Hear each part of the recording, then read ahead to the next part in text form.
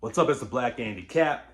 We're back at you with these three things. So, I set up, or I did a podcast on, or did an episode on Florida's Big Three. I left out UCF in that because I didn't feel like you're part of the Big Three. I know you do, but I gave you your own podcast. I gave you your own episode, so you got all three things to yourself in this particular situation. All right, so I'm jumping in. Right, UCF made the move to a power conference, finally made it to the holy grail where they've been trying for forever.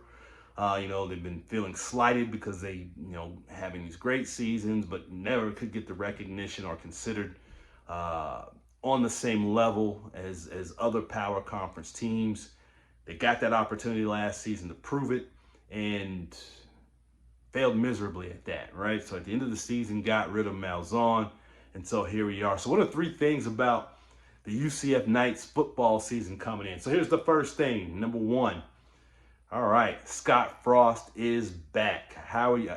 From what I can get from most UCF football fans, they love this move, right? And I'm going to be honest, as an outsider looking in, I think it's not a bad move as well. I don't know what the hell happened in Nebraska. Well, I'll tell you what happened in Nebraska, karma. Because he never should have left UCF, right? He signed a contract, and so all of a sudden, Tom Osborne comes in from Nebraska and puts this guilt trip on him. You got to come home. So your word means nothing to UCF, right? If that had happened in Nebraska, those people would have shitted all over Scott Frost. But he went. They made him feel guilty, and it failed miserably. I'm happy about that. I'm gonna be quite honest. I'm happy about it because I felt like Nebraska had this attitude like UCF didn't matter, and so breaking the contract didn't matter because they weren't on our level.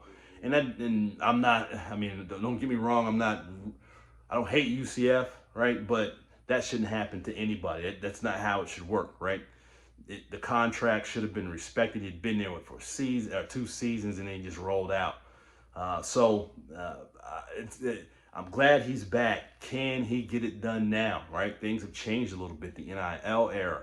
So he knows a little bit about that, but can he do that at UCF? Right now, he's got to build that from the ground up. Does he have the same cachet that he had before he left? Is he going to be able to recruit Florida, right? Things have changed. Billy Napier's come in. He seems to be doing a good job in recruiting in-state. University of Miami doing a great job of recruiting in-state. So can he kind of edge into that? I tell you who needs to worry is probably Florida State right now, right? If I'm Mike Norvell and I'm seeing Scott Frost down here, there's a lot of reasons for me to wonder whether or not this guy's going to be a threat, right? Because they're already struggling to recruit high school players in Tallahassee. If Scott Frost comes in, he could flip that whole thing and make it almost impossible for Florida State to do anything but shop the portal. All right, so I think it's going to make things much more competitive. The second thing is what's going to happen in the Big 12 this season. Are you going to fare better, UCF Knights fans? Again, we don't know what you have. You don't have much of a roster, right? We're back at that. So you've got I'm not going to say no talent. We just don't know what talent you have. Another big mystery. Again, sort of like Florida State. We don't know who's on this team, who's not on this team right now. How much talent do you have? And does it fit with what Scott Frost wants to run? So obviously he's going to get kind of he's going to get that season to kind of put things together. I don't think people are expecting him to go undefeated this season. But I think people want to see things look a little more organized and a little more focused. But that brings me to thing number 3, my third thing. If this season is horrible, what's going to happen, right? How patient are UCF fans going to be with Scott Frost, right? What did he sign, like a 5-year, 6-year contract? What does he have to go over the next 3 seasons? Does he have to have 6 wins over the next 3 seasons for him not to be on the hot seat? Or if he gets 6 wins over the next 3 seasons, are you ready to fire him? What do you expect, UCF Knight fans? I think this is going to take a little long. I think everybody needs more time right now in the NIL era. I think this thing of firing coaches every 2 or 3 years isn't the way to go, right? I don't think necessarily that UCF fired Gus Malzahn. I think they both agreed that this wasn't the job for him. I don't think Gus Malzahn actually wants to be a head coach, right? And I think the whole NIL thing has put a sour taste in his mouth. All he wants to do is call X's and O's.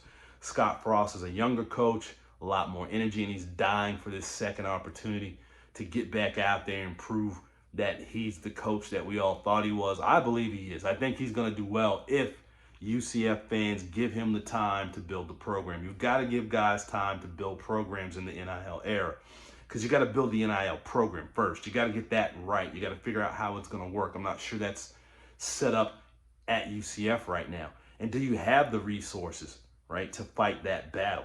So a lot of people are going to have to dig in their pockets to figure out how to make NIL work at UCF. You've got a lot of students, a big alumni base, but you don't necessarily have the biggest NIL bank to go out and buy players, whereas other schools have figured that out over the last 2 or 3 years. So going to be interesting to see what happens at UCF this season. I'm excited to see it. I know quite a few UCF grads. I know they're big fans of the Knights program. They're looking forward to what Scott Frost can do. And I'm looking, and here's a little bonus, all right? I think Scott, and I went to a football coaches clinic that Scott Frost ran and got a chance to meet him and listen to him. And he was a very, very, very intriguing guy.